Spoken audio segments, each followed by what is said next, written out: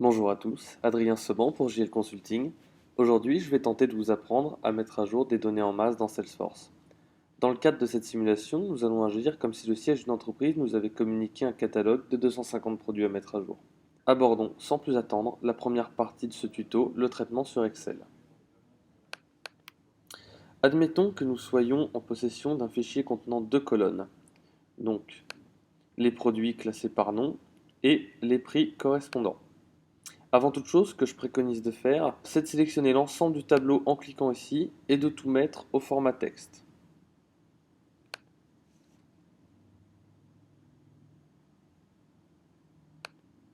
Ensuite, nous allons ajouter deux colonnes. Une pour le paramètre actif, ce qui permettra de rendre le prix accessible dans Salesforce. Si ce paramètre n'est pas enclenché, on ne pourra pas appliquer le prix aux opportunités et aux produits. Pour que cette case soit cochée, il faut lui attribuer la valeur sous. Cliquez en bas à droite de la cellule pour l'appliquer aux 250 produits. Passons à la seconde colonne. ID du catalogue de prix. Comment est-ce qu'on récupère l'ID du catalogue? Ouvrez un navigateur web, connectez-vous sur votre organisation Salesforce, puis rendez-vous sur l'objet catalogue de prix. Attention, il est très important que le catalogue standard soit actif pour procéder à cette manipulation, sinon Salesforce renverra une erreur. En l'occurrence, le catalogue sur lequel je travaille, c'est le Standard Price Book. On peut voir qu'il est actif ici. Des prix sont déjà attribués aux produits, c'est pas forcément toujours le cas. Pour récupérer l'ID du catalogue, il faut simplement double-cliquer sur la valeur présente dans l'URL après salesforce.com. Une fois que vous avez cette valeur, effectuez un copier-coller donc sur les cellules de notre dernière colonne. Une fois que vous l'avez copié deux fois, vous pouvez simplement sélectionner les deux cellules et double-cliquer en bas à droite pour l'appliquer aux 250 produits. Petit détail très important, il faut se débarrasser des virgules potentielles. Il faut savoir que dans les tables de Salesforce, elles servent exclusivement de séparateurs de cellules et ne sont donc pas interprétées correctement. Pour ce faire, utilisons une simple fonction CTRL F et remplaçons les virgules par des points. Dans Salesforce, le séparateur de décimales doit être un point. Hop, remplacer tout. Ok, on voit bien que ça a été effectué sur les 250 produits. Maintenant que le fichier est prêt, il faut l'enregistrer au bon format, c'est-à-dire en CSV à virgule. Malheureusement pour nous, les versions européennes de Excel n'offrent pas cette possibilité. C'est pourquoi nous allons l'enregistrer en format CSV point virgule et modifier le fichier texte manuellement.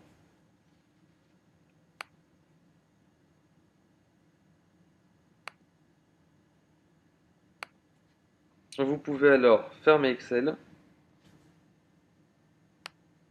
Ouvrez alors votre nouveau fichier avec un éditeur de texte quelconque. Vous pouvez utiliser Notepad++ ou bien Sublime Text et remplacer tous les points-virgules par des virgules afin que Salesforce interprète les changements de cellules. Donc toujours avec un petit CTRL F. On remplace les points-virgules par des virgules. On n'oublie pas de sauvegarder. Et nous pouvons dès à présent passer à l'étape suivante. Maintenant que nous avons un fichier exploitable, nous allons nous rendre sur un site appelé dataloader.io.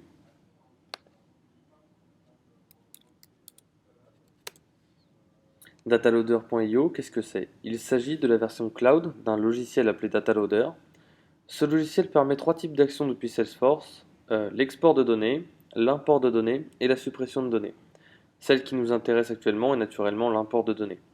On va se servir de la version .io car elle est plus simple d'utilisation et qu'elle ne nécessite pas d'installation préalable. Dataloader.io est gratuit mais uniquement dans une limite de 100 000 lignes. Dans la version payante du service, il est également possible de planifier des tâches. Pour importer les données, il faut vous connecter en cliquant sur le bouton Login with Salesforce. Choisissez l'environnement dans lequel vous désirez travailler. On va alors cliquer sur New Task, Import. Ici, on a trois opérations possibles. Choisissez Update si vous voulez simplement mettre à jour des valeurs. C'est le cas dans cette simulation. Sélectionnez Insert si vous désirez ajouter des données qui n'existent pas encore dans l'objet. C'est ce que j'aurais choisi si les produits n'étaient pas déjà dans le catalogue. Ou bien tournez-vous vers Upsert si votre objectif consiste à ajouter de nouvelles données tout en mettant à jour des données qui existent déjà. Voilà, il faut alors choisir l'objet. Ici, il s'agit de l'entrée du catalogue de prix. On descend et on clique sur Next. Ici, vous devez alors glisser-déposer votre nouveau fichier CSV.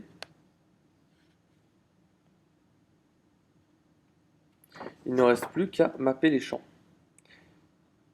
Actif est normalement détecté tout seul. Prix du produit va devenir prix catalogue. Pour ce qui est du nom de produit, on va choisir l'ID du catalogue de prix et nous allons effectuer un lookup pour renseigner le nom du produit. On clique sur Next, puis Save and Run.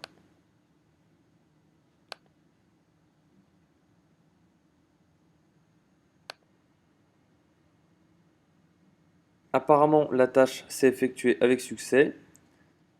Si on actualise la page en Salesforce, nous allons remarquer que les prix ont changé. Et voilà le travail. N'hésitez pas à nous contacter si vous avez la moindre question ou remarque. Vous trouverez nos coordonnées dans la description de la vidéo ou sur notre site internet www.jlconsulting.fr. Merci d'avoir regardé cette vidéo. Passez une bonne journée avec JL Consulting.